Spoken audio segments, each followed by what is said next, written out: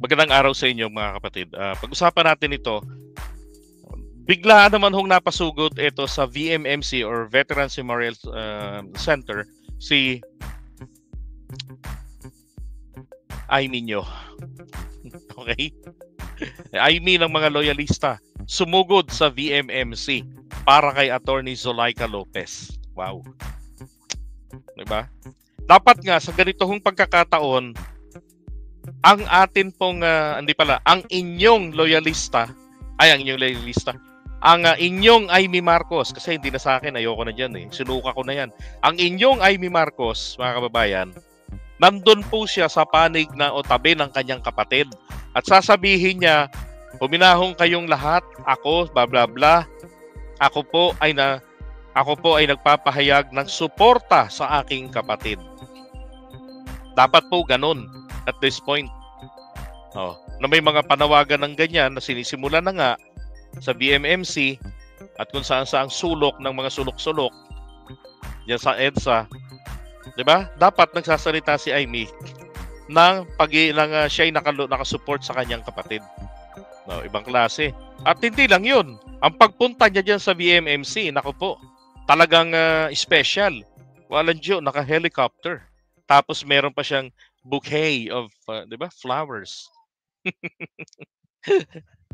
So ano ho ang ibig sabihin nito? Ano ang pinakikita nito? 'Di ba? Pinakikita lang nito talaga na ang ating Pangulo ay hindi na po talaga dapat mapagkatiwalaan. 'Yun ang gusto niyang i-portray.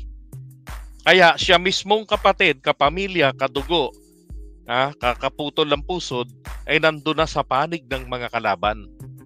At hinahangad na lamang niya na sumunod sa kanya. Alam niyo yung pinakamaganda hong gawin dito, mga kababayan, mga loyalista?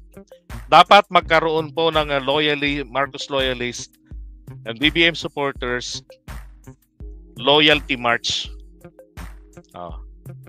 Diba? Ganon, sa buong bansa. Dapat magkaganon. Para hindi na yung magkakatalo-talo pa tayo ng transportation ng mga taga-ganitong probinsya, papunta ng Metro Manila. Hindi, sa kanya-kanyang lugar na lang.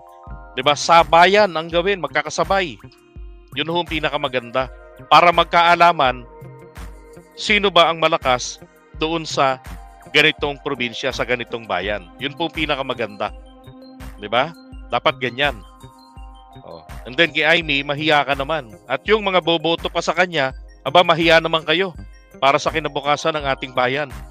Especially if you call yourselves as Marcos supporters or if you call yourselves as DDS, mahiya naman kayo. Pagtitiwalaan yun, taksil nga sa pamilya. Diba?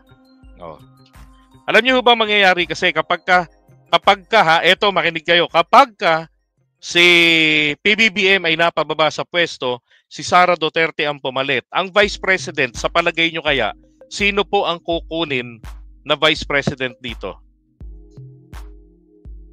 Diba? Ang malapit po talaga rito na kukunin, ang kukunin po ni VP Sara, di si Aimee Marcos.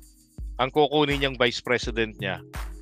Ang laki ng hirap sa kanila, ang laki na ng puhunan. Diba? Kaya, todo dikit.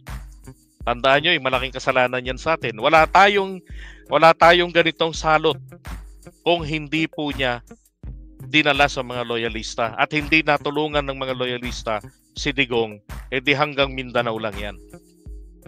Diba? Hindi kilala. Okay? Grabe to si Aimee.